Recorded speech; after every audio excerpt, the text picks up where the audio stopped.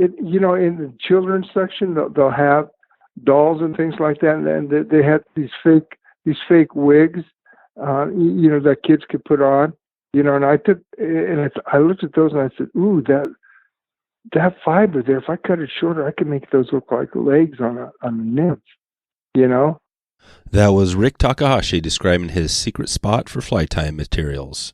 We get into it all today, so strap it on again. Let's go. This is the Wet Fly Swing Fly Fishing Show. Welcome to the Wet Fly Swing Fly Fishing Show, where you discover tips, tricks, and tools from the leading names in fly fishing today. We'll help you on your fly fishing journey with classic stories covering steelhead fishing, fly tying, and much more. Hey, how's it going, everyone? Thanks for stopping by the Fly Fishing Show. I've got one slot open for the OP Steelhead trip in February. If you're interested in a chance at a steelhead of a lifetime, go to wetflyswing.com/OP, and I'll follow up with you soon.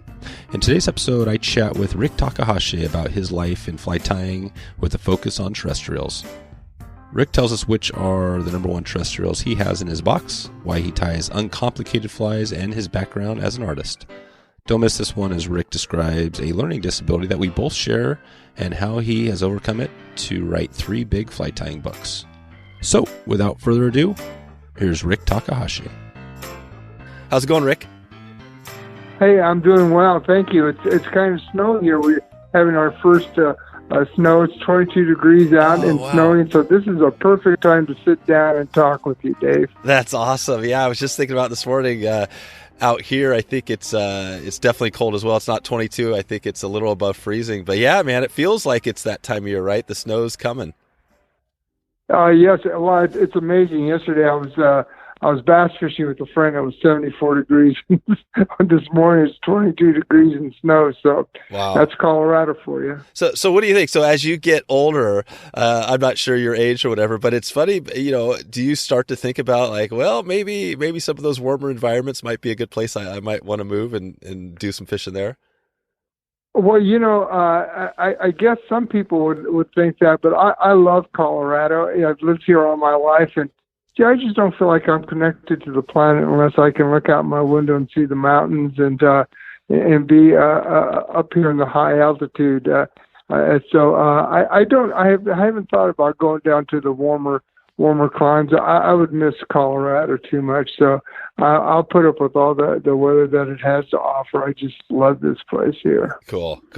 Well, we're going to dig into some fly tying today. You're, I'm going into a fly tying season now, and your name has come up a number of times, and I'm hoping to dig into a little bit on maybe terrestrials and your background in fly tying. But before we get there, maybe we can just talk about how you first got into fly fishing and fly tying. Oh yeah, glad to do that. I believe in my heart that I was born to be a fisherman, and maybe more specifically a fly fisherman. I can just remember back to my earliest days, 3-4 years old, going around and going with my parents to a lake or something and finding bits and pieces of fishing equipment and picking that up and putting it in my pocket and later taking it home and looking at it and wondering what it was about. And I really got this desire to be a fisherman, even though I'd never fished. I'd never seen a fishing pole or anything like that. And I just really was really intrigued by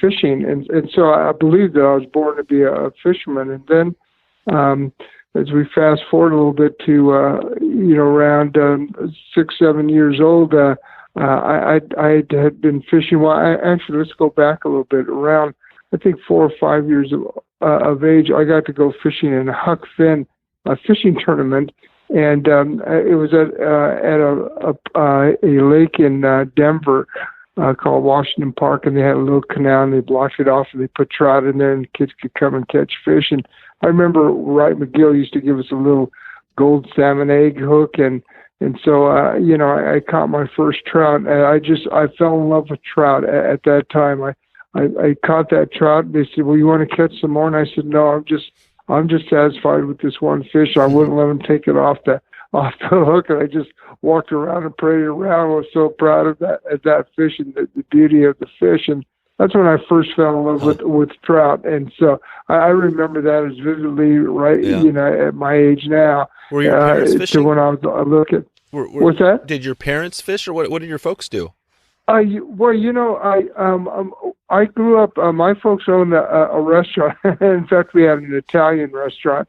I grew up. I thought I was Italian until I was a little bit older. But no, they were so busy trying to get things going. It was you know, back in those times after the war, you know, it was kind of tough. So they started a restaurant business and were quite successful with that. But they didn't get a chance to fish too much. But that didn't deter me. Whenever I got a chance to go with some friends, if they asked me, I would go. And you know, when I was 6 years old, my dad would give us a quarter each week if we or actually each month, and if we kept our room clean, and especially if I didn't beat up on my sisters.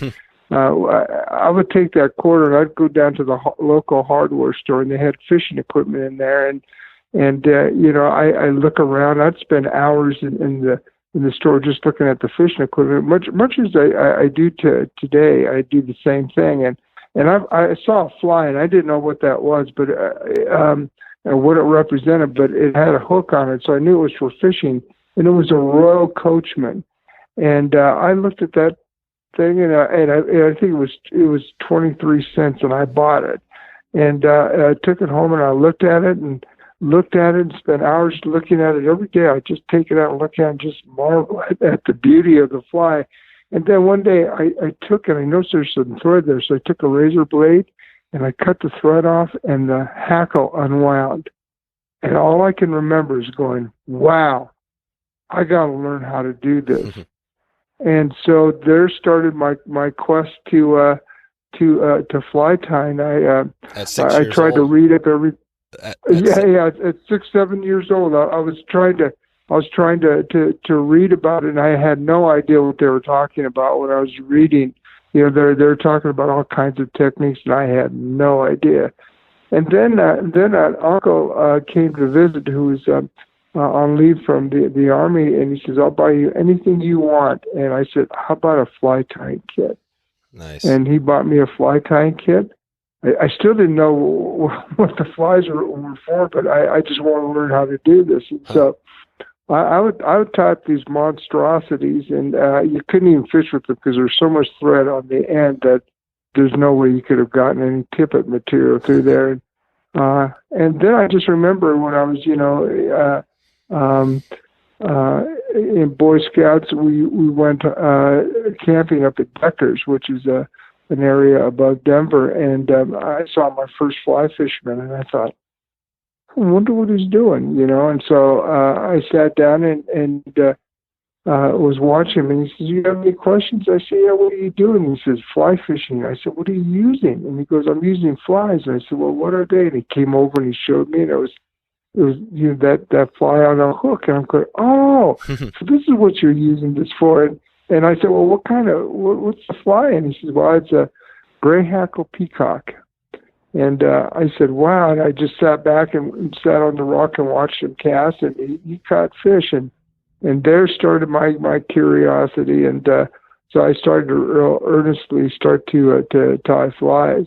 And then when I got a little bit older and had tied a few flies, I had heard that there was a guy in Denver named Jim Poore who had a little company called Anglers All. And I took my flies over to Jim Poore, and I showed him. And I said, I rode my bike over there. If my parents would have ever found out that I rode all the way down to his shop in heavy traffic and everything, they would have died. But, back then, kids did those sorts of things. So I just rode my bike and showed him my flies, and he looked at them and he says, "These are horrible. You need to practice." And, I tell the story, and some people go, they're horrified. They're going, "What? He told you that, a little kid? You think he'd be encouraging?" I said, right. That was the best advice that I'd ever got. And I took him to task, and for 65 years or so, I practice tying at least 3 flies every day if I can, and have done so. So what that does is it just really keeps me active in the fly tying. It keeps my facilities up, and now that I'm getting to be an old geezer, it's one of those things. I don't want to do all those little mind things that they say to improve your mind. I'll just sit down at my vise and start tying. Tying's your meditation. So it's been yeah.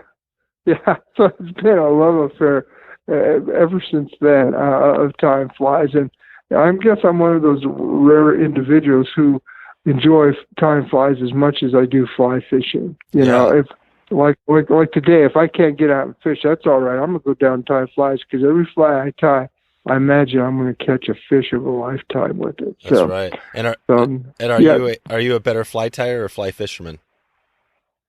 I think I'm a better fly tyer. I'm just like every other bear. Sometimes I have days that I struggle with the catching the fish, but I do all right. I probably do better than most, but I don't try to brag about that.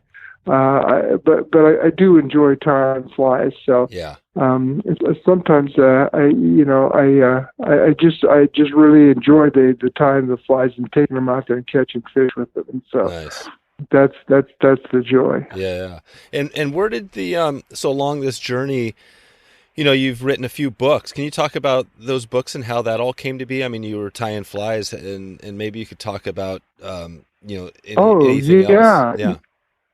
Yeah, well, I'll tell you what happened. I've been tying flies for quite a while and doing demonstration fly tying, and a friend of mine, TK Pope, said, hey, you know what, I want to introduce you to somebody. His name is Ross Purnell, and Ross is the editor of Fly Fisherman Magazine, and he had a company here in Fort Collins called the Virtual Fly Shop, and they needed to have somebody who could do some illustrations for them. And so I went and talked with Ross, and became involved with the Virtual Fly Shop, and first doing drawings for them. I said, there's better illustrators out there than I am. But they said, well, there are some really good illustrators, but a lot of them are not fly fishermen. And so sometimes when we get stories in, and we need to strengthen the stories by having some spot illustrations or so. We need to have somebody who understands what the author is talking about. And I said, well, geez, I can do that. And so I started out with the Virtual Fly Shop doing illustrations. And then they said, well, do you know how to tie flies? And I said, well, yeah, I like to tie flies. And so they said, well, would you tie some up for our archive of patterns? And so, I tied about 50 or so flies for them for their first archive of patterns, and then they said, well, can you write? And I said, well, I'm not really a good writer, and they said, well, let's give it a try. And so I dabbled a little bit in the writing, and the short end of it is that Virtual Fly Shop was purchased by Fly Fisherman Magazine, and so Ross went to Pennsylvania, and I got to tag along and got to be involved with Fly Fisherman Magazine, doing the same sort of thing, doing illustrations. And then I started targeting the fly tying bench with some of the patterns that I designed, and so I would write articles for the fly tying bench.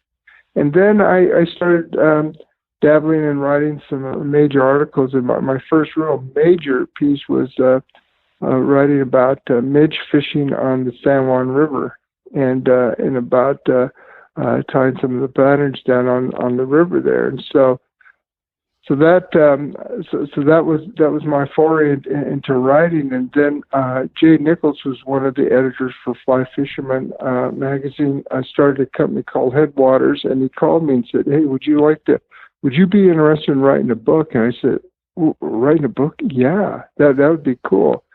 And so the first book I wrote about was midges, because I had done that article for Fly Fisherman on midges. That seemed to be a natural topic. And I said, well, I know a little bit about midges. When I first started fishing midges, I didn't know very much about midges. I thought midges were just, tinier flies tied from regular patterns, Yep. But just tied smaller. I didn't realize that it was an insect and all that. So I made it.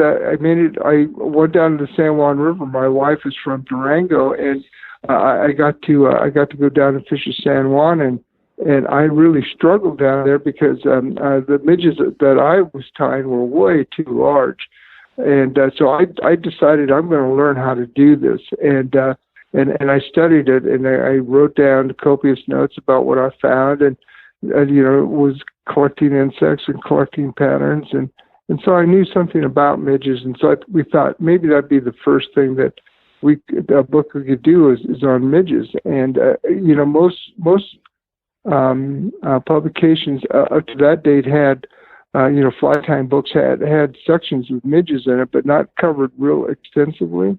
And so we thought, oh, maybe this would be good. And I said, well, I know quite a few patterns that we could put in there. And then I had friends down there who were guides, and I thought, oh wow, I could tap some of their expertise, guys like Jude Duran and Bubba Smith, and I would talk to them, and they would graciously give me their patterns, and I started collecting patterns. Before you know it, I had over 1,050 patterns collected, and my publisher said, "Well, you got to stop collecting patterns. You got to write a book here." So we did. I wrote the book, and I asked a friend of mine, Jerry Huckett, to help with the book, and he helped with two of the books.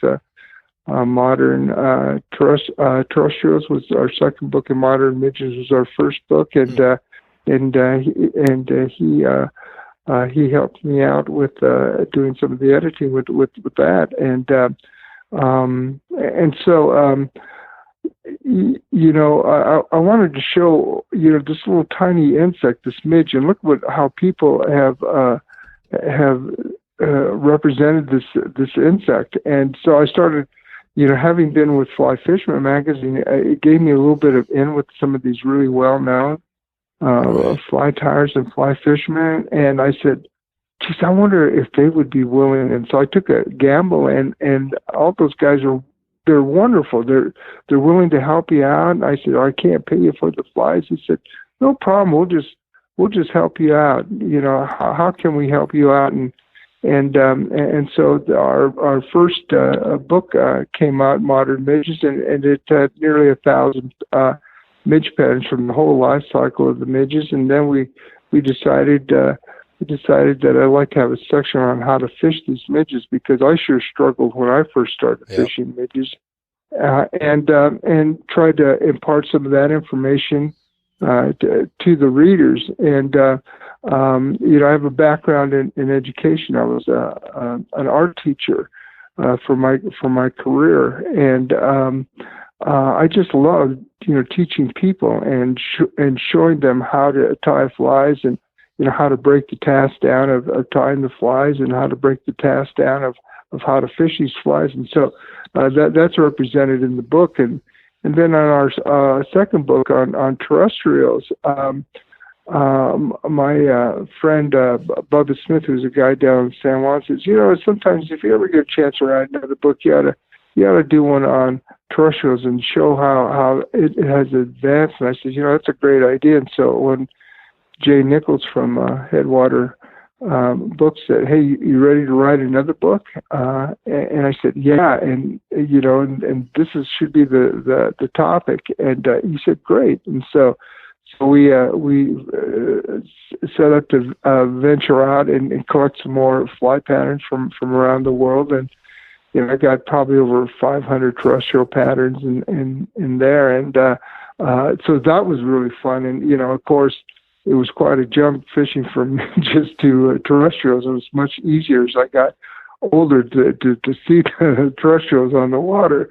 But that book has been a representation too, again, of what people have done to imitate these insects, these land-born insects. And then And then I got to write a book about my latest book. It's called The Fly Tying Artist, and it's about the patterns that I like to tie. I'm a fly designer for Umpqua Feather Merchants. I'm one of their signature tires. I'm on the pro staff of like Whiting Farms, and so a lot of those things have really helped me design flies and to tie flies with all those materials. And I've just been fortunate enough to get on a number of other pro staffs that help promote. I try to help promote their product, but they also give me product to tie flies with, and that's what really keeps me going. Because like Semper Fly, Flyman,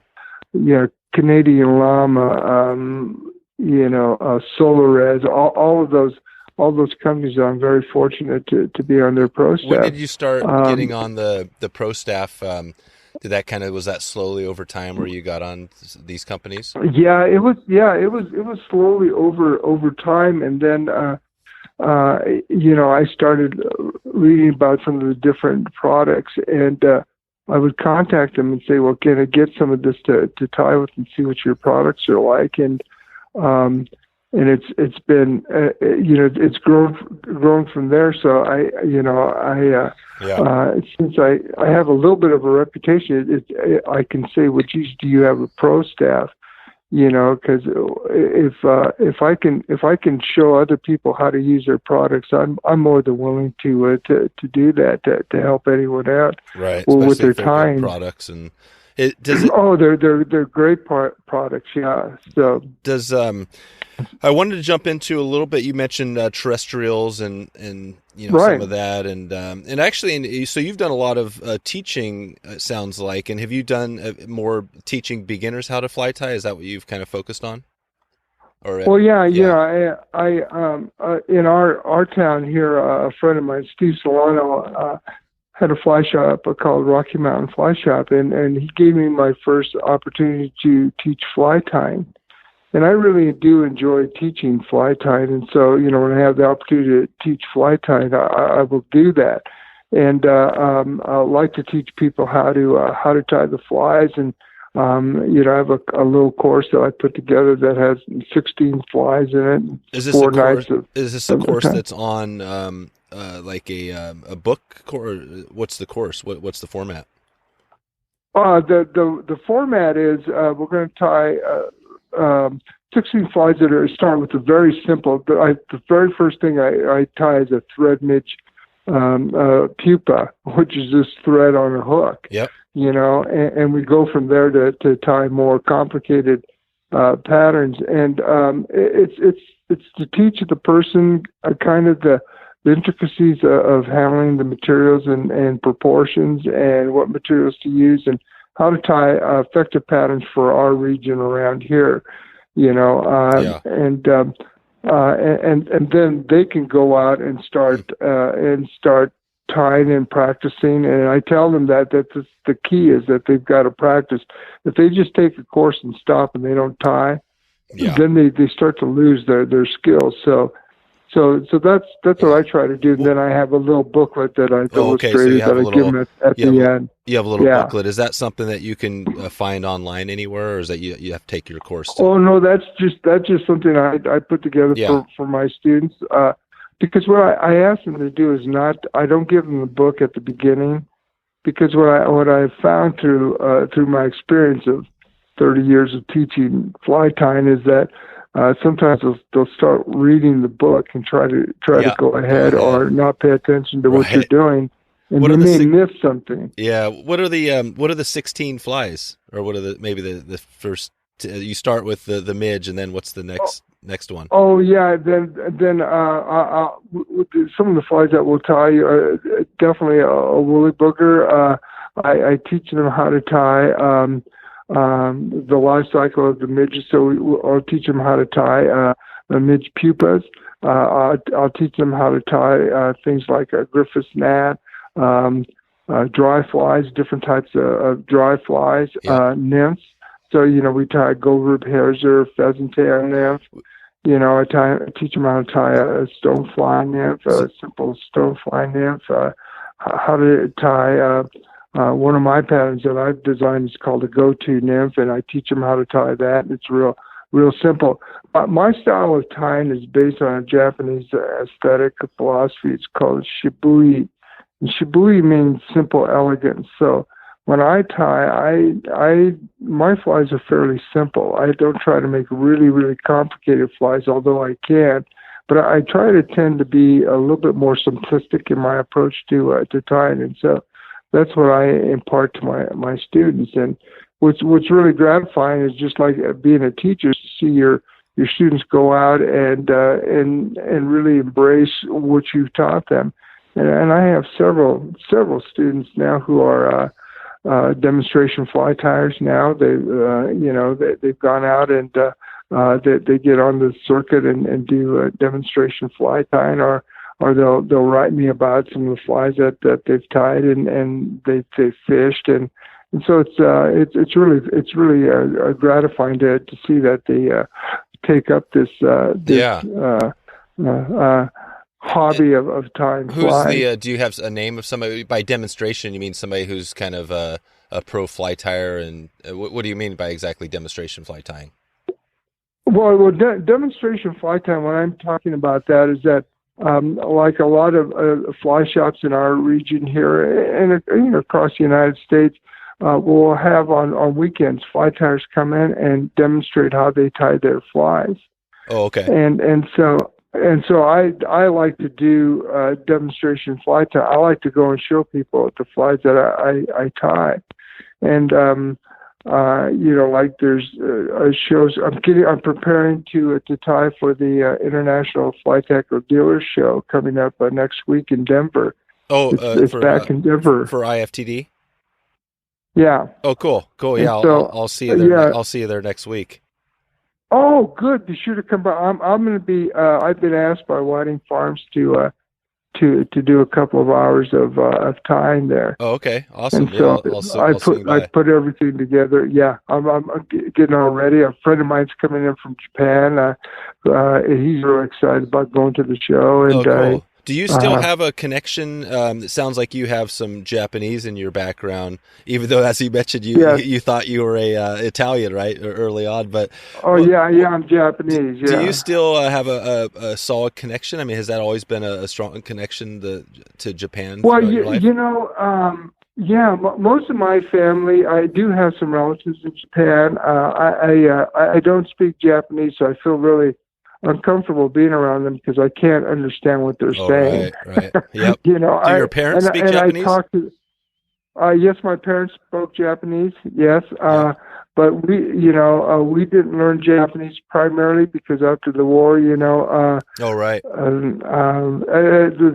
situations they felt it was better for us to really, learn English, and that's what we did. But I do have a few.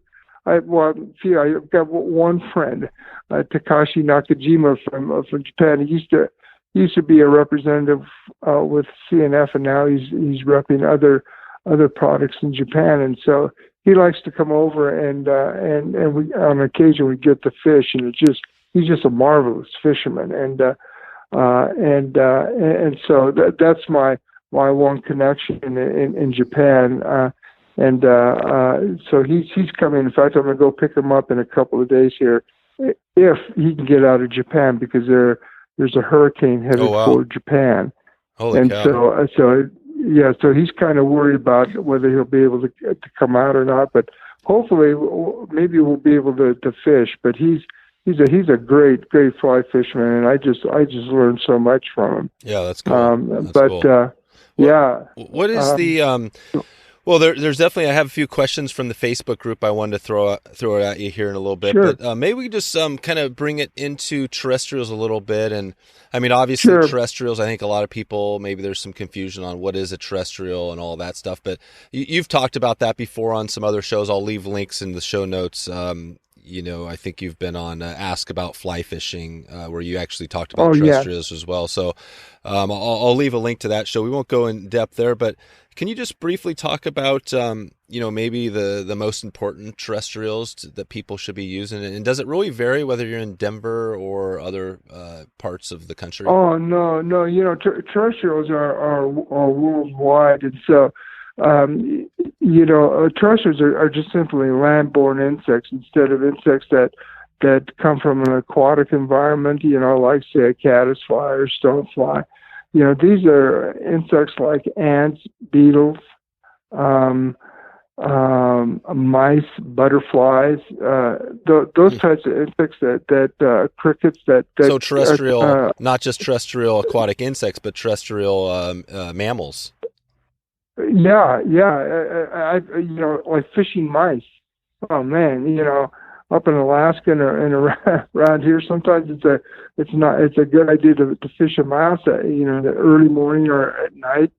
But terrestrial patterns are those insects that are born on land. They're not born in the water environment, and happen to because of wind conditions or whatever get into the water. And terrestrial oftentimes represents a large amount of food intake, and so fish, I think trout are opportunistic, or other fish are opportunistic, and if they have the opportunity to ingest one of these large insects, it's really good for their caloric intake. So.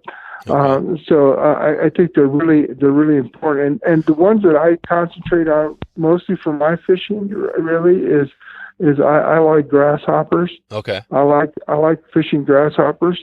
When I was a young kid in the Boy Scouts, I would take grasshoppers and I'd capture them and throw them in the water in the South Platte River and watch them float down, and all of a sudden a fish would come up and grab them. Have you ever tied wow. Have you ever tied I had this question from Fred Haney in the Facebook group. This is exactly what he was looking at. He had a video he posted with a exact imitation of a grasshopper. Do you have any thoughts on like the realistics versus just kind of the other types of terrestrials you could tie? Yeah.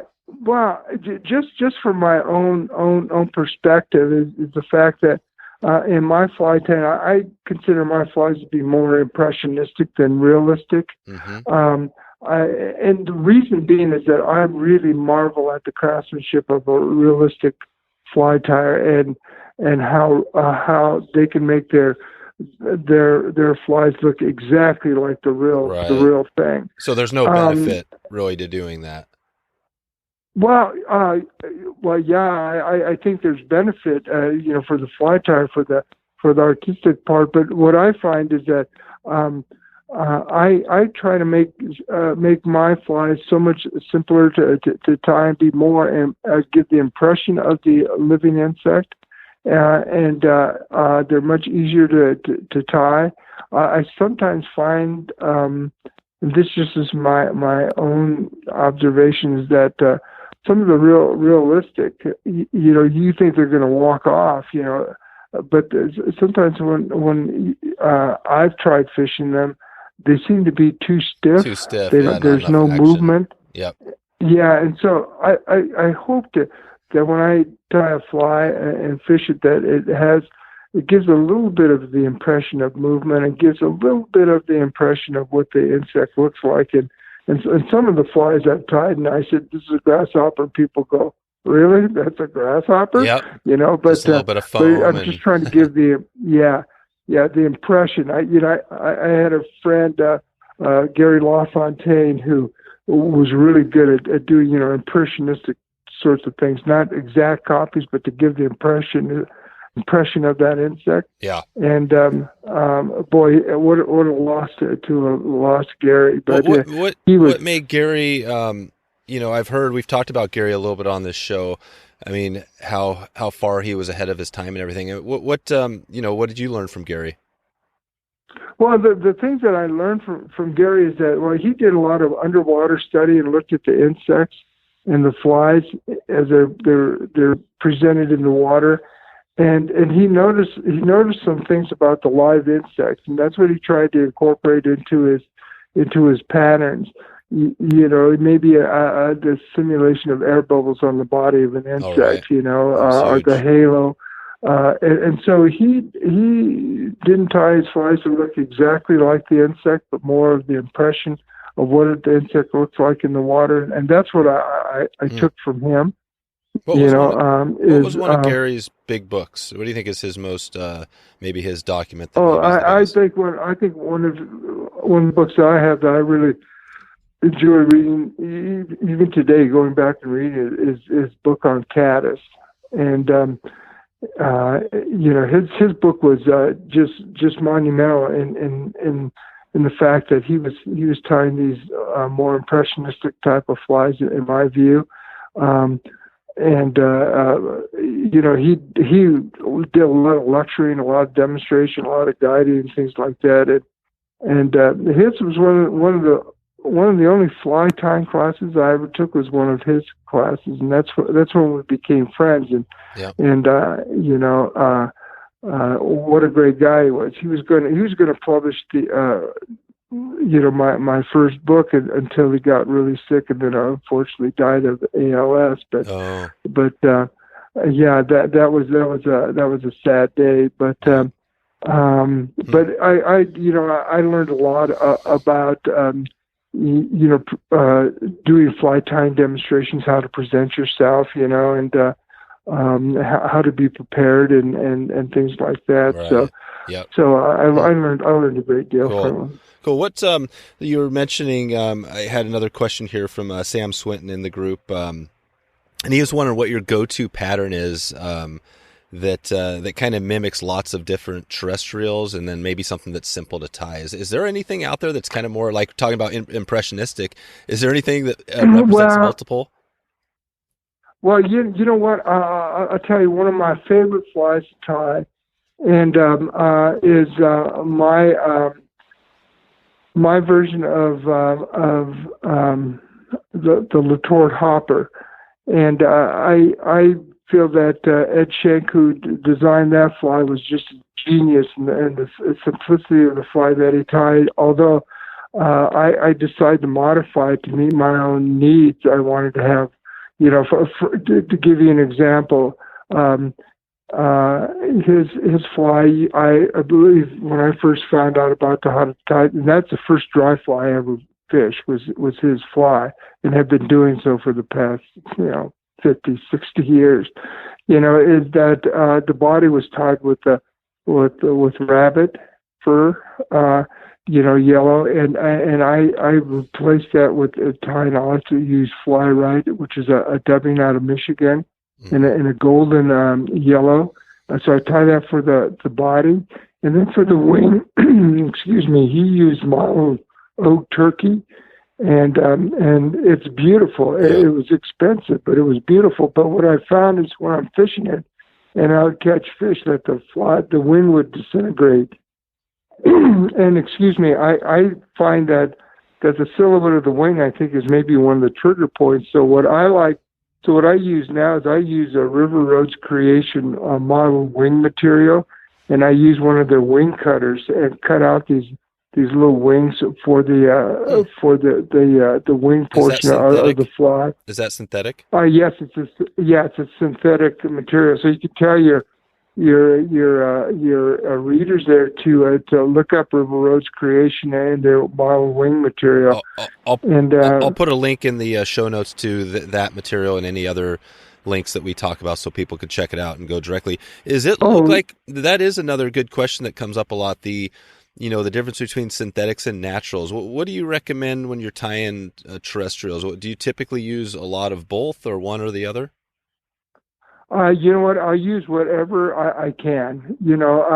I know there's some traditions who only want to tie with natural materials, but I'll tell you what, with the advent of a lot of the synthetic materials, I think that they just add a boom to and effectiveness, the efficacy of the fly by using some of these materials, such as River Roads Creations, their river wing material, the model wing material. They have a river wing material which is made out of foam that helps the fly float. Do you guys a little better. Do you typically use, that's what Paul Ruse was saying here, do you typically use, foam, for hoppers and things like that? More for a hopper, would you use more synthetic? Oh, yeah. I use a lot of foam in a lot of the other patterns, my hopper patterns that I tie. I use 1 millimeter thin foam and cut it in strips and wrap it for the abdomen. It gives that segmented abdomen. It floats well. But to get back to the Latord hopper, I use that synthetic wing and position it on top so that when you're looking at the fly from underneath, you see that wing outline, and then I use a nature spirit deer hair, like mule deer hair, for the top wing and the head of the fly. And that's friends of mine have named it the Taka hopper. Okay. And it's been if I only had one dry fly to fish during the summer, it'd be that one because I caught so many fish with it. Huh. In fact, this friend of mine coming from Japan, he was here several years ago when the show the IFTD was in Denver, and we went fishing, and in 2 days on the rivers near my hometown, he caught over 90 fish, which is using my little Taka hopper. Wow. And I just he says, "Oh, this is a good fly." What size do you like to use? I typically tie, from 12 down to 16. Okay. On that. Yep. And I can tie it larger. I can tie it larger for to represent a grasshopper. So so I can go up as like 10, 12 for a hopper. But I use it a lot of times actually to mimic a caddis. So I'm trying to cover all the bases, a grasshopper, caddis, something that looks alive in the water. And by golly, when I was guiding, if my clients were having trouble in the summer catching fish, I'd put on the my little Taka hopper, and they would, they would and have them fishing right next to the bank, and it was really effective. That's cool. So you've done some guiding. It sounds like. I mean, is that something that you did a lot of, or do you still guide? Well, I did some guiding. I prefer to teach people fly fishing than guiding, and I think one of the main reasons is that a lot of times with the guiding, the expectation of the customers is sometimes that they will catch a lot of fish, and sometimes the person you're guiding maybe has not ever fly fished before, and so you got to try to get them into fish and to learn how to cast and do all that stuff. And I think that's kind of tough to do. It puts a lot of pressure on you. Do you feel like there was pressure when you were guiding? Lots of. Oh yeah. Because a lot of times I found when I was guiding is that the shop owner got the majority of the money, and you got a little bit for the guiding. And I'm going, wow. Yeah. And so what you relied on was for your customer to have a good experience, and I try to give them the very best experience that they could have. But sometimes it didn't result in them catching great numbers of fish, and so sometimes they were kind of reluctant to give you a better tip. That's what you relied on was a tip, was more of what you're going to get paid. But I enjoy. I'd rather just take someone out and show them, take them fishing than to have to guide them and have them pay me. But I do really enjoy teaching people how to fly fish. And I tell them the expectation is that they may not catch fish, but I'm going to show them everything that they need to know how to read the water, the entomology, and all of that, and casting techniques, and where the fish might be, and always when I was on a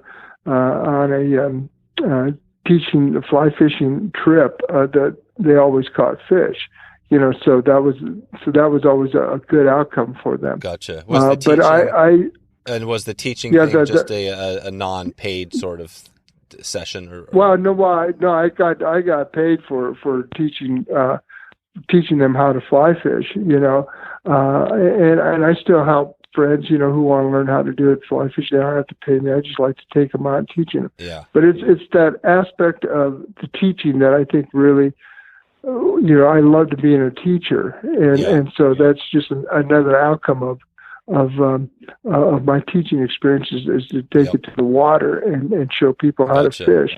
No, it's interesting. It's an interesting story because I've interviewed a bunch of guides on this show over the years here now, and one of the things that keeps coming up, because I guided as well and struggled just like you with that expectation thing, but that's the thing that I'm hearing a lot, is that you've got to be able to right up front balance the expectation, and we do a lot of steelhead fishing down here, and talk about expectation. These people might not even touch a fish all day.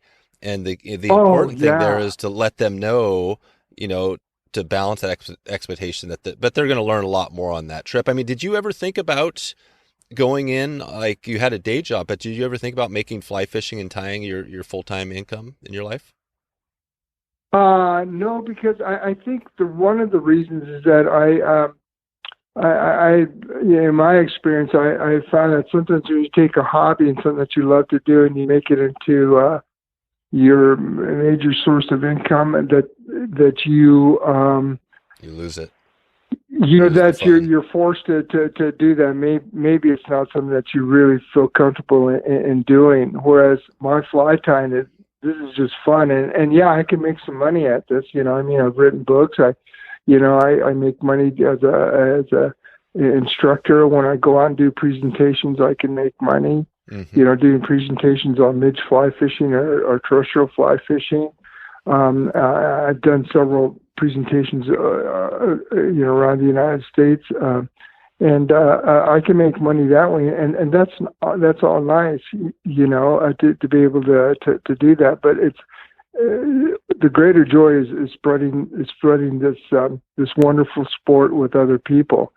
And if you can get paid for it, that's great too. Like being a fly designer for Uncle, I get a little bit of royalties for writing this book. I get a little bit of royalties. It's not huge, but it's better than a poke in the eye. Exactly. That was a question.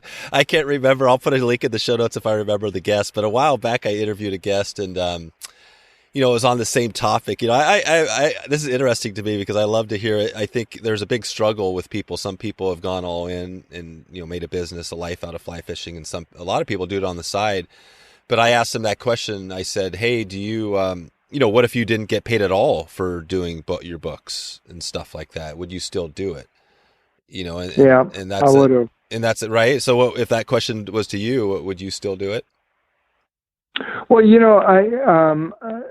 writing the books, I never thought in my wildest imagination that I would write a book. No kidding. And let alone being in the fly fishing industry. I mean, that was Jay Nichols that's really an honor. Was Jay Nichols the reason why? Was Jay Nichols the reason why you first had the idea to write a book? Ross Purnell and Jay Nichols. Okay. Were the first two guys. Jay Nichols was when he left Fly Fisherman and opened up his company, Headwaters Books. And he was the first one to say, would you be interested in writing the books for Fly Fisherman Magazine with Ross? I wrote several articles. Oh, okay. On fly tying and fly fishing, and so that was really fun. And I just wanted to say something too.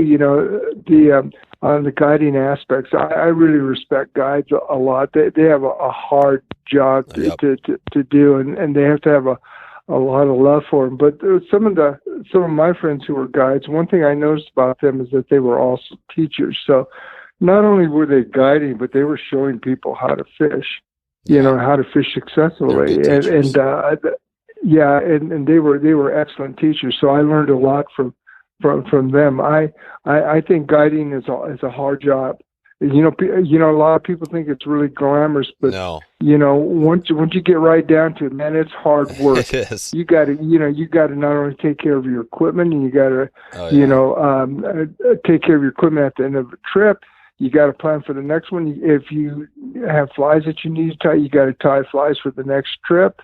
It's That's hard huge. work. It's not easy work to do at all. And so I'm kind of lazy, so I know. I'd rather, not have to do that. So I hear you. yeah. In the guiding I did, I remember, I mean, I did some of the stuff where, not only all the stuff you're talking about, but I was setting up camp. I was cooking food. I mean, I pretty much was doing like a 4-day river trip and then kind of doing it all. In retrospect. Oh my God. Yeah, I know. So in retrospect, you see a lot of the, the good companies now, they have, bag boats and people, setting things up. I mean, there was a point where when I was guiding, I did all of it, and it was just like, it was such a kind of a burnout thing. It's tough, but I'm with you, man. Guides are, I think it's one of the toughest jobs pretty much in the world. I think in our industry, that's a really tough job. And I tell people, I said, well, they say, well, do you guide? And I said, no, I don't guide anymore because I got lost once. And so they said, well, you're not going to take anyone out anymore. Did you really? You got lost? No, I didn't. I just say that. That's why they said, well, why don't you guide? And I said, well, I got lost. Oh, right. So it's just kind of a joke. If you get to know me, and I hope we can meet our paths across in the future. Is that I do like to have a lot of fun, so I'm kind of a jokester too. Yeah. So I have great fun with my friends. I've got some great friends, and we're joking all the time, and they're always commenting about my ineptness as a fisherman. So so it's all in good fun. But I just derive a whole bunch of joy out of fishing and talking about fishing and showing people and designing flies. Every day I'm down tying flies, and thinking, oh, here's a material. I'll go to the dollar store and I'll look for stuff I wonder if I could tie a fly out of this. What's the best dollar store What's the best dollar store material you've ever found? Oh my God, there's quite a few. What about for terrestrials? Anything come to mind? Oftentimes in the children's section, they'll have dolls and things like that, and they have these fake wigs, that kids can put on. Yep. And I looked at those and I said, ooh, that fiber there, if I cut it shorter, I can make those look like legs on a nymph. So Rick, I got a question for you. Have you ever taken one of those wigs and put it on your head just to see what it looks like? Be honest. Be honest. Yeah, I look stunning. Nice. All right. Do you have kids, by the way? Yes, I do. Okay, good. That explains a little bit. I was just thinking of myself doing it. Yeah, it makes okay. So the wig. So what do you use that for? So what I was using it for is like a friend of mine down in San Juan, Bear Good ties his bear's Betas. If you ever look that up, it's a great little Betas pattern, and he uses some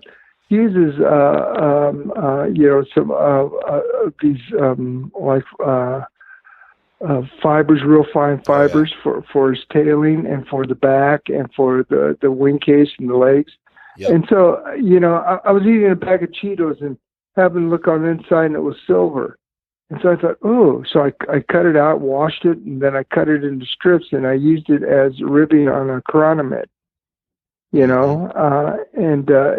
it worked. And so, it's just really fun to see if I can take a material and make it into a fly. Now, I got a bunch of materials that I have that, it was kind of a waste. I couldn't figure out anything to really do with it, that I thought was real successful. But I still keep looking. I'll find foam, I'll find little containers, just a lot of different doodads. And so, I've got a couple of friends. One of my photographers, Mark Tracy, and was a great guy to go to the dollar store and find materials, and that's what got me going into the places. He goes, "Hey, look at this," and I go, "Oh wow, maybe I can tie a fly with that." There you go. So, you should maybe that's your next book, a book with all dollar store materials. Oh yeah. Oh yeah. That'd be tough. Yeah, boy, Yeah, that would be a major undertaking. How do you keep can you describe, maybe, we talked a little bit about terrestrials. Can you just describe your book, your book on terrestrials to somebody who's never read it before, and talk about how you keep it from getting, kind of boring? It seems like sometimes, I mean, obviously you and me, are people that are nerdy about it. They love that stuff. But do you think can books tend to get a little boring sometimes on tying? Well, yeah. I think anything can get boring at times. The way that I approach terrestrials was to talk a little bit about why do you fish terrestrials, and one of the major reasons is for the survival of the trout. Sometimes they want to have these big meals, because a trout won't. Or most fish won't probably go after something if they have to expend more energy to capture the food than it gives them. And so terrestrials are a great big huge bite of protein for them. And so that's one of the reasons why I fish terrestrials and why I designed terrestrials. And then what I did is that I talk a little bit about the etymology in the book, so people have a little bit more understanding. I talk about grasshoppers, crickets, katydids, cicadas, leafhoppers, beetles, ants, bees, wasps. Butterflies and moths, and I have a friend of mine who's an entomologist, Robert Younghays, out of Colorado Springs, who wrote a lot of stuff about the etymology, and then I broke down the flies into different types of terrestrials, like different types of hoppers, ants, beetles, moths, spiders, mice, crickets, and all those different things. So I show examples of what other people, how they interpret it.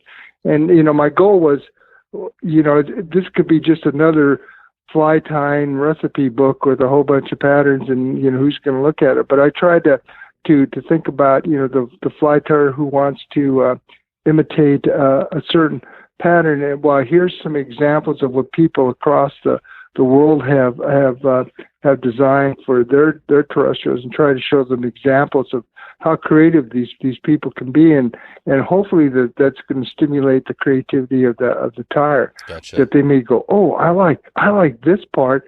Maybe I can incorporate this into my fly pattern, and then. So you tie flies. Do you show the recipes and like step by step in the modern terrestrial book? Well, what I do what I do is I've Jay photographed all of the flies that I submitted. So you have an example of the fly, and then it has the recipe. It has a hook, the thread, what the body's made of, the ribbing, the wings, the back, and all that, so that most people who tie flies, even though they haven't ever tied some of these patterns, most fly tyers, I think, once they've gained the experience of tying flies, can look at a fly, even though they've not tied it before, and they could start replicating that, fairly easy, instead of having to give them a step by step. And then what I do in my books is that, in all the books that I've done, is that I take several flies and I do a step by step illustration with photographs of the tying process. Yep. So they get an idea of what the process would be. And so that's what I do with all of my books. So if they're tying an ant, I show them how to tie several basic ants, or several basic grasshoppers, or things like that, and the material. What was your first book that you wrote that was published? Was that the midges? The first book was called Modern Midges. Okay, and out of the books, or the all the work you've done, you've written in and it sounds like magazines as well. Is there an item that you're kind of most proud of? Oh, I think oh gosh, I guess I'd be proud of all the books, because I find that writing is hard to do. It doesn't come natural to me. Yeah, what is that? That's the same for me. I mean, writing, has always been a struggle for me, and I think that part of it is I haven't put in enough time and done the work. But for you, why do you think it has been a struggle? Well, to be honest with you, is that I just wonder if I didn't have some learning disabilities. It just seems like I could not grasp grammar, and I studied it as hard as I possibly can. How long did that? How long did that go for you? Like, did you in your life before you felt like all my life? Oh, and are you still? All my life. Do you still struggle with that? Yeah. Yeah. Well, because I don't understand grammar all that well, and so but what I did with Ross and with Jay Nichols is that they also taught me how to write better. Oh wow! And so my writing has improved quite a bit. But when I was in college, I could have got a minor in freshman English because I didn't know a D was a passing grade. I kept fighting, kept taking it over, and all I get was D's, and I should have probably just stopped there. But one thing my parents taught us is that you don't give up. You just keep fighting. That's awesome. You just never give up on things. You just keep going and try to do the best you can. And so that's what I've tried to do. And when I think the really tough times are in college and in graduate school.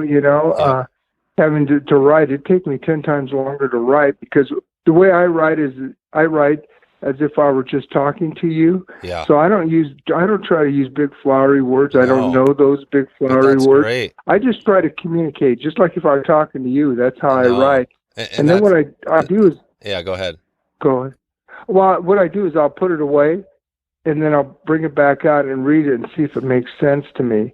And then when it starts to make sense to me, then I'll submit it. Like on my fly tying artist, I put it away for a month, and then took it back out to read the manuscript. And I'm going, who wrote this crap?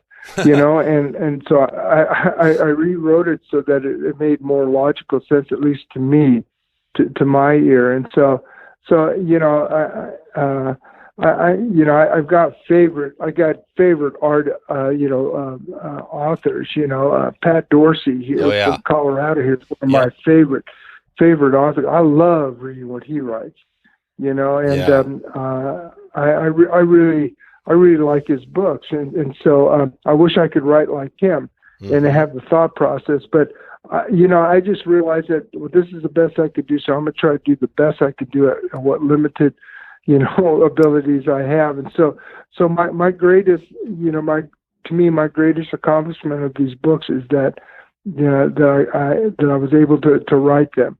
And one thing that I learned from Ross and from Jay is that they also have very good people who are proofreaders and can clean up some of the mess that you make. That's right. That I make. And so, I hear you. I think that's such a cool. And I actually had Pat Dorsey on in a past episode. He was a great. We dug into some of the Colorado fishing, but no, I think this is really cool. I mean, it sounds like you have a master's degree as well, and I think it's a really cool story for anybody, that realizes. I mean, you've had this struggle, but even given that, you've got these degrees, you've written 3 books. It just says like anybody can do it, right? If you put enough effort. Well, yeah. You know what? It's don't give up. Yeah. Keep fighting. That's one thing my parents. The one thing that I remember most about my parents is that treat others with the kindness and respect, and don't give up in difficult situations. Because like my parents were in the relocation camps, and that was a hard struggle for their families, but they overcame it. Yeah. By having a positive attitude. And so that's one thing that they instilled in us. They didn't talk about camp much, at all to us, but they did certainly instill the aspect of treating people well and to keep. If you're having a struggle, keep fighting through it. And were these were the camps where basically after the war, Japanese people that were in the country? How did that work? Where did the camps come from? It was my mother's side of the family. they were in California, and when the war broke out, Oh, right. They were all gathered together and sent to these relocation camps. They call them relocation. Yeah, but it was kind of like probably like almost like a prison. Yeah, almost like a prison, right? It wasn't almost like a prison. It was a prison. It was a prison. And so, they weren't allowed to leave. In fact, one thing you ought to do research on is you ought to read about the Manzanar. I think that Manzanar anglers. There was a group of detainees in Manzanar, and they would sneak out underneath the fence at night and go trout fishing. Oh my gosh! And then they sneak back in. And no way. So yeah, and so there's that. I want to. I recently found out about that, so I want to try to find it. Let me know. The movie or whatever. If you find some info, send me, and I'll put a link in the notes here. Oh yeah. Yeah, well, it's a wonderful story, of them loving their sport so much that they would risk, getting shot by sneaking out and going fishing, Holy cow! But so after the war, my folks settled in Denver, and and my dad. Through various jobs, decided he wanted to open up a restaurant. My grandfather had a restaurant on Larimer Square for people coming out of the relocation camps to have a meeting place. Oh wow! To try to find housing and employment and things like that. So yep. it was a struggle. It was a struggle for sure. But that's one thing that they taught us is that not to give up and to. And to treat people well. And so I took that into my teaching. That was my philosophy. I was the department head, and that's what I told my teachers. Here's our philosophy for our department: treat people well, yep. and treat them with kindness. And our department just grew exponentially. That's so cool. That was really great. And and I got my master's degree in working with. Developmentally disabled and physically handicapped children. So that's why I started out my teaching career is doing that, and then got to get into teaching art for the remainder of my career. Wow. So I was really lucky. Wow. I was really lucky. So yep. Doing the fly tying demonstrations and these presentations, all that is just another extension of my teaching. Yeah. No, I hear it. Yeah. This is cool. This is cool, Rick. I'd love to dig in and hear more about your background, yep. your teaching. We're kind of we're over an hour now, so I'm hoping to maybe wrap this thing up here pretty quick. But do you have a little more time to do a little rapid fire round? Sure. Okay, cool. Yeah, and I just noted, I saw that Pat Dorsey, the episode I did. The title was Pat Dorsey, Tailwater Fly Fishing, Tiny Flies, Cheeseman Canyon. So yeah, we talked about, we got into some of the small flies and stuff that Pat, I guess, is known for. So that's episode 56. I'll put a link in the show notes. But let's just start this off. I always start off with the 222, which is, your top 2 flies, top 2 tips, and top 2 resources. And I guess if we're thinking about terrestrials, do you have, maybe you mentioned one, but do you have 2 flies that are kind of your go-to terrestrials?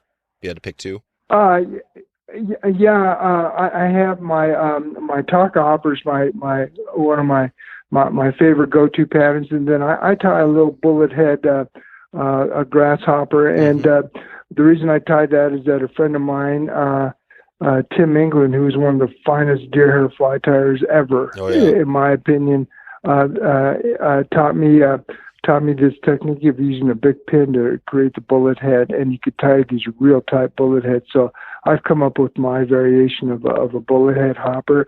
Those are 2 of my favorite terrestrial patterns to tie. I do fish a lot of beetles, and some San Juan large carpenter ants.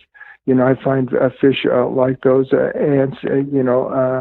Those are 2 of my most go-to patterns when I'm fishing. And what about? And you had a tip there. I think that's kind of the using the big pin sort of thing. Are there a couple of tips, like fly tying tips, you would throw out there to maybe help somebody tie better terrestrials or anything in general you think of? Well, you know what I try to teach my students is that less is more, and so not over dressing the fly, taking too many wraps of thread, using as good a craftsmanship as you possibly can. I think as an art teacher, I taught my students that craftsmanship was very important. So try to tie the fly as best you can. And that's a tip that I have. And then a tip of fishing some of these flies that's kind of non-typical is that I oftentimes will fish my terrestrial patterns directly upstream, and that goes against some of the laws of the leader and the fly and the fly line coming over the fish first. But I've had great success. So what I do is I'll cast 15, 20 feet upstream, let it drift about maybe 3 or 4 feet, and then do a roll cast pickup, and then throw the same distance cast right next to the previous cast, and just let it drift down, and just work across the shallow areas, past the seam into a little bit of deeper water. I generally don't fish dry flies in real deep water because fish aren't going to travel that far to grab the insect unless it's something large like a hopper. Or unless I see fish. Are you catching more, do you think, right next to the bank as opposed to? Yes. Yeah. Yes, I'm catching a lot more next to the bank, and in fact, I see a lot of times when people are fishing, they're standing right where the fish are, and they're casting out to the deeper water. Right. So that's why I developed that technique, and that was taught to me by Don Johnson, who was my mentor, who taught me how to dry flies or to fish, to catch trout. Oh, wow. I had all the equipment, and I looked like a fly fisherman, but I couldn't catch any fish. And he taught me. This guy is phenomenal. He can catch fish anywhere, and I've been all over the place with him. And he's just a fish catcher. And so he taught me a lot about fly tying, about art, fish art, about books and everything. And so that's one of my to try fishing that upstream approach. And I wish I could simplify it down a little bit more for you, but that's right. No, but I've had great success with that. Do you? Okay. I was going to say, well, to finish off the 222, the two resources. Do you have any? Obviously your books and stuff, but some resources that aren't your own. Maybe a book, magazine, video, anything else you'd recommend for terrestrials? Well, I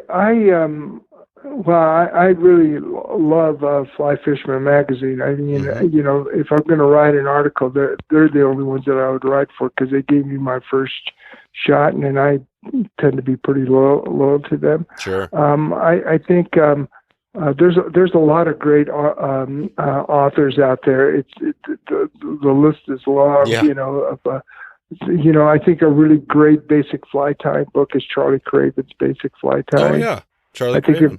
If a person were to read that from the first page to the end and not skip in between, they'll be a pretty proficient fly tyer. I think his book is really good. I'm really like his work. I like all of Pat Dorsey's books. Yep. Landon Mayer is another author that I really admire his work and his writing and his fly tying and his guiding. He's a good friend and someone that I really look up to. Yeah. No, Landon is. I've had him on the show as well. That's a cool thing. I mentioned this a lot because it's pretty cool. In fact, somebody even called me out. I think it was in a comment. I've had one of my, the thing about it is, right, you get a lot of positive comments, but occasionally you get a negative comment. And one of them was that, I think I do too many shout outs on the show here to people that I've interviewed. But I think it's interesting because it lets That's me, fine. lets me know I'm on the right track. You know what I mean? If you're talking about Landon Mayer and Pat Dorsey and I've already interviewed them, it makes me feel like, okay, I'm probably hitting the right people, Yeah. Yeah. So, but yeah, let's just continue. I'll wrap this up here. I got some random ones for you here. I had Rachel Finn on in the past, and we were talking about jokes, and you said you're kind of a joking person. Do you have this is putting you on the spot for sure, but a joke to tell here? Or are jokes even a thing anymore? It seems like there was a lot more of the, you go to a bar, and are they out there anymore? Well, yeah, this wasn't a bar. You went into a bar. There's this old guy sitting at the bar, and he's an older gentleman, quite a bit older, and he's sitting there and he's just mumbling and he's crying and there's beer there. And I says, hey, old Tommy, what's wrong? And he says, he says, you know what? I just married this girl. She's 20 years old. She's beautiful. She's just wonderful. She loves me. She ties my flies and she rows my boat and she cooks my fish and she's just wonderful. And I go, well, why are you crying? He goes, I forgot where I lived, and that's a stupid thing, but I'm getting into that realm of being forgetful. Oh yeah. So that's the only fishing joke I have. That's good. I'd have to. I'm there as well. I'm there as well. What about your vise? Can you tell me the vise you like to typically use, and then also maybe do you have a vise that's more on the other side of vices? Well, yeah, the vise that I do a lot of my demonstration fly tying. A lot of it. So my personal fly tying is a vise that is designed by Kevin Evans, who is a friend of mine. He was in my first two books, and he came out with this vise, and it's called a Force Predator vise, and you could look it up. And he's struggling to get it out on the marketplace. He's trying to do it all himself, but it's a great vise. And then when I first looked at it, it looked pretty large and clunky. I joke and tell him, I said, got to remind me of a carjacker I'm trying to tie with this. But when I tied with it, to me, it was very reminiscent of, I like to collect vices, and I have a law vice, and it kind of reminded me of the law vice. Okay. And so I like that vice. I tie with that vice a lot. Also tie with a CNF reference vice. And I think that's a great vice to tie with. And then I also like Renzetti vices too to tie within. Well, I've got all of them. I've got Regal, Xeron. You got them all. HMH vices. I love tying on vices because they're such beautiful works of art. They're like sculptures to me. But yeah, so you play the guitar? Yeah, but not well. And one of those bucket list things that happened a couple of years ago is that when I was in high school, we started a little band, and actually we got to be pretty good. And back in those days, most of the 3-2 joints around here hired bands. They didn't have jukeboxes, they didn't have DJs or things like that. So we got to play in a lot of different venues here in Colorado. Wow. And the band got pretty good. I was never very talented, but I was their friend, and they let me. I played blues harp, and I was the lead singer. I can't sing now. Oh, wow. I sound horrible, and I played the guitar. But we got together after 50 years. Our drummer had his class reunion, his 50th class reunion, and we got together. And we came from all different parts of the United States, and we sat down and played for a couple of hours. Oh wow! We didn't even get to practice together. We just had a list of the songs, what key it was going to be played in, and we just started playing, and it was so much fun. And some of the songs I couldn't remember. I just grabbed the tambourine and beat on it, But I got to play the guitar, and it was fun. I was not a very good guitarist, and did you guys cover? But did you play songs like popular songs on that? A lot of cover songs. Like what would be one? What would be one you remember? We started off with Barbara Ann, from the Beach Boys. Oh, Barbara Ann. Yeah, that's a great one. We did all kinds of 50s, 60s. Yeah, but the band that I was in, we evolved more into a blues band. Yeah. And so we were playing Chicago and Delta blues, Big Mama Thornton, Muddy Waters, Scrapper Blackwell, Blind Faith, Cream, Love and Spoonfuls, Beatles, loved the Beatles, So we got to play a lot of those songs, Chubby Checker, The Twist, just these easy 3-chord things. And We had so much fun, but I think in my hearts of hearts, I'm a blues man. Yeah, that's right. Do you have blues. do you have a blues harp next to you right now? You know what? I don't have it right next to me right now. It's down in my my studio. Okay. I was gonna maybe hit you up. I haven't blown one in such a long time. In fact, I'm thinking about going and buying another Horner's blues harp in D, because that's what I used to play. And we play in the key of A, but I could blow the D blues harp, and it was, right now I'm so old, I get out of breath after taking the first couple of notes. Yeah, but yeah. Cool. But I do like the music, and I do love the Beatles. I do love 50, 60 rock and roll and stuff like that. Yeah, me too. Me too. I love that stuff. All right, Rick. Well, I guess, kind of reviewing everything today, is there, we've kind of been all over the place. This has been a lot of fun. Is there any, is there any takeaway or anything you want to leave before we let you get out of here? Well, I would appreciate maybe a shout out to the pro staffs that I'm on. Oh yeah. Yeah. Did we miss anybody? Let me just try to think here. Yeah. I'll just start with telling you as they come to my mind. I'm on Daiichi's pro staff.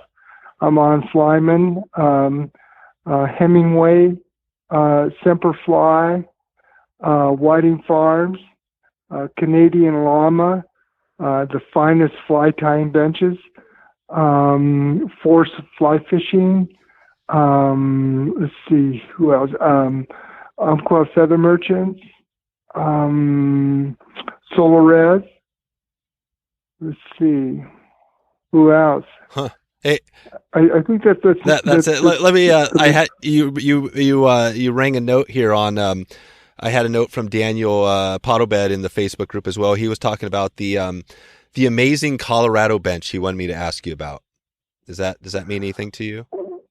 Yeah, my friend Jay Burge makes the finest. His company is called the Finest Fly Tying Benches.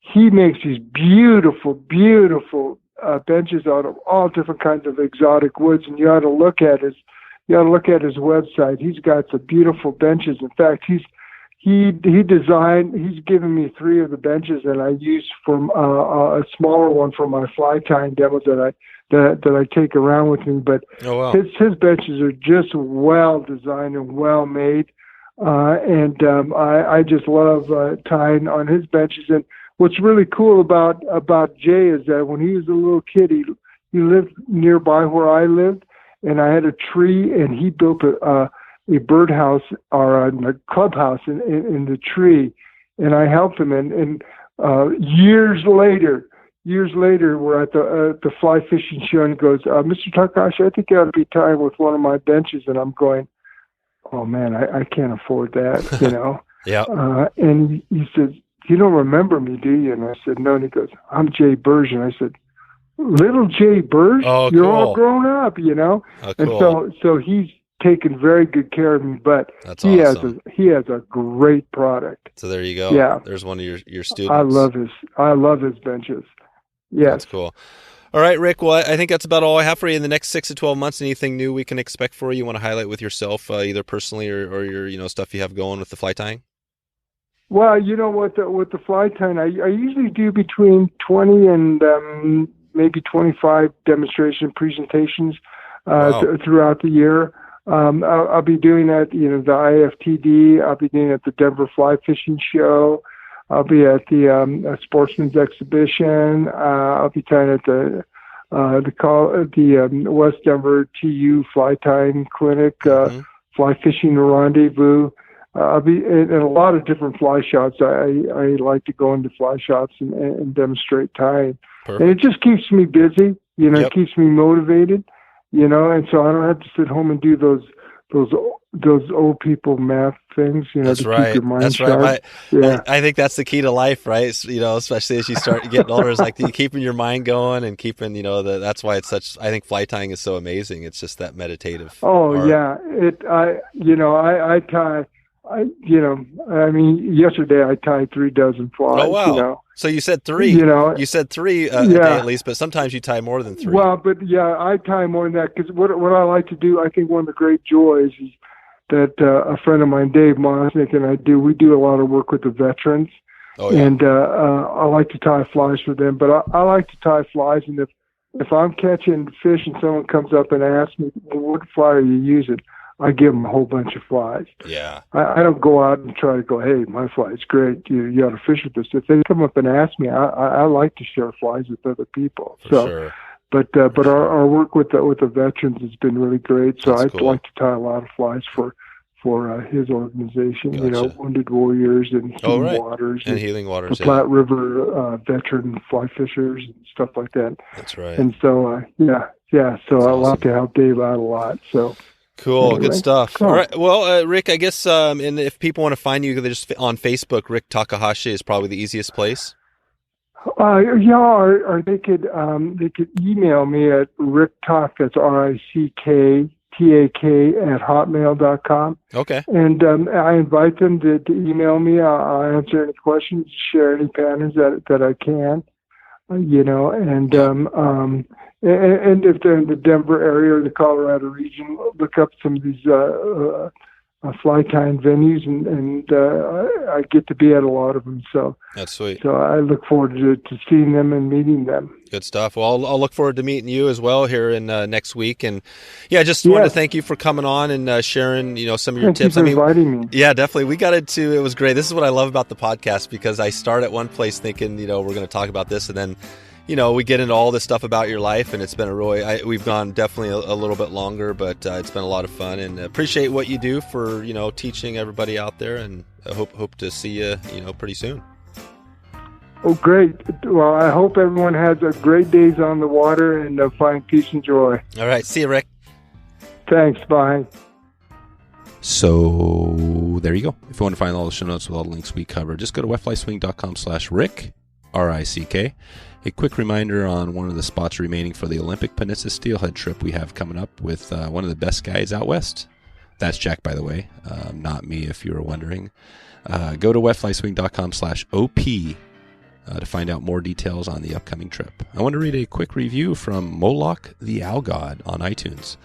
Moloch the Owl God says, lots for all anglers to learn here. 5 stars. The podcast is great. I'm a novice gadget caster and have learned so much from the heavyweight fishing guests on this show. I love steelheading, swinging flies, and this podcast. Damn, that may be the greatest sentence ever. Thanks, Moloch the Owl God, for the great review and the great iTunes handle. If you want to leave a quick review, just head over to wetflyswing.com/review to check out the easy step guide there. Thanks for listening to the Wet Fly Swing Fly Fishing Show. For notes and links from this episode, visit wetflyswing.com. And if you found this episode helpful, please subscribe and leave a review on iTunes.